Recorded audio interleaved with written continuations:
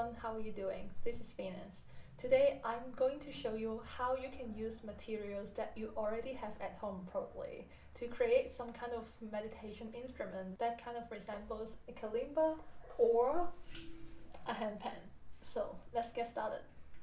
So all you need is an Ovaltine can.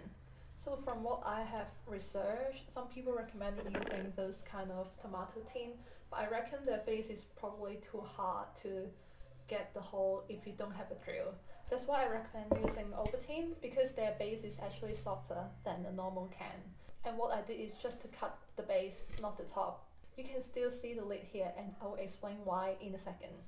Unfortunately, I didn't film myself cutting off the base of the tin, but all you need is a can opener and it's kind of like tweezers and a pair of scissors. You should use the one in the kitchen, they are stronger.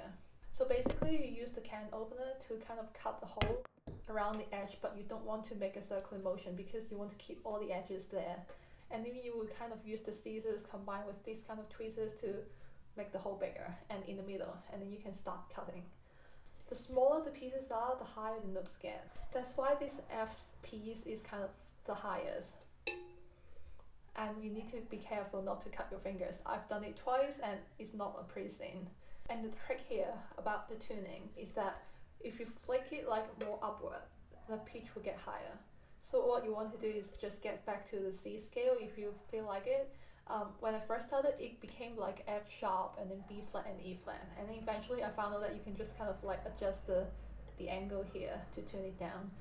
So this is how I created this C scale thingy. I haven't given them a name. What kind of name should I use? Yeah, but there you go. A cheap melodic instrument. Basically zero cost. You can just use the materials you have at home. I reckon the bigger the tin is, the more echo it gets.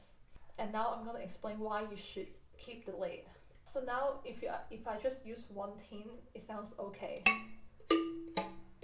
Yeah, the echo sounds okay. But I reckon if you want to make it more echoey, you might want to stack up. So what I mean by that is just use another one. And this kind of tin is like, they have a lid that you don't need to use the can opener. So you just get rid of the top and wash it. And then now this is time to just remove the lid here. So it becomes like an empty can. And then you just stack them up. You can just tape them and then just play.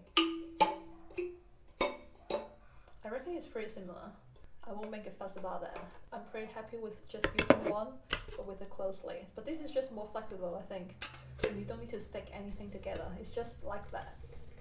So now let's compare this instrument that I made with the kalimba and the handpan.